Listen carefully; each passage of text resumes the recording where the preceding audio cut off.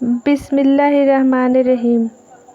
एक आदमी जिसका नाम रहीम था, जो बहुत नेक और शरीफ इंसान था, जिसने कभी अपनी ज़िंदगी में किसी गैर औरत को बुरी निगाह से नहीं देखा। उस आदमी के घर की हालात बहुत ख़राब हो गई थी। नौबत यहाँ तक पहुँच गई कि घर में फाके हो गए। उस आदमी की एक जवान बेटी थी।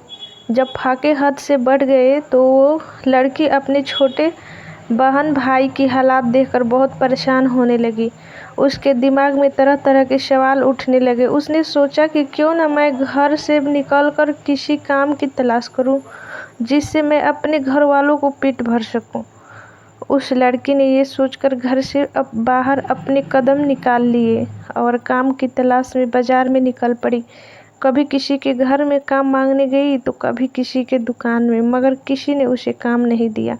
वो थक हार कर अपने घर वापस लौट आई। कई दिनों तक रोज वो ऐसे ही काम की तलाश में घर से बाहर जाती और शाम को थक हार कर घर लौट आती।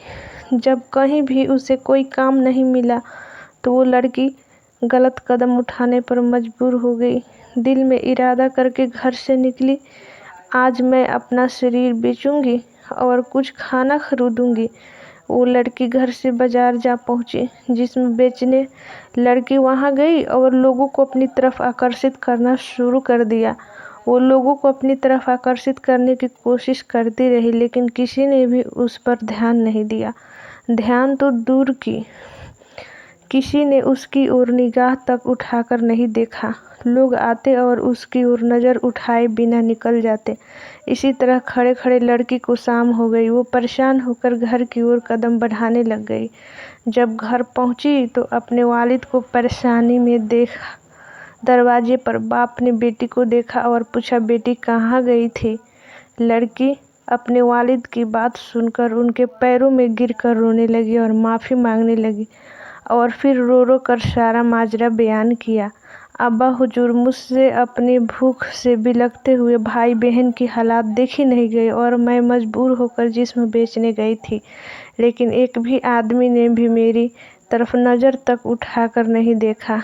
पूरी बात सुनने के बाद बाप ने अपनी बेटी से कहा, बेटा, तुम्हारे बाप ने आज तक कभी किसी गैर औरतों को आंख उठाकर नहीं देखा, तो यह कैसे हो सकता था कि कोई तुम्हें नज़र उठाकर देखता। दोस्तों, इससे सबक हमें ये मिलता है, इसीलिए अपनी गंदी निगाह किसी औरत पर मत डालो, क्योंकि नज़र गर्म बीज होता है। जैसे बोओगे कल वैसा ही पाओगे। आज अपने आप को खबरदार करोगे तो कल तुम्हारी औलाद भी महफूज रहेगी।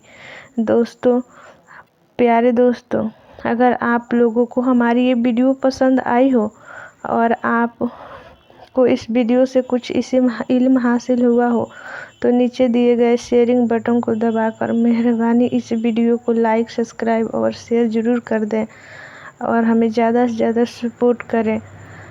शुक्रिया।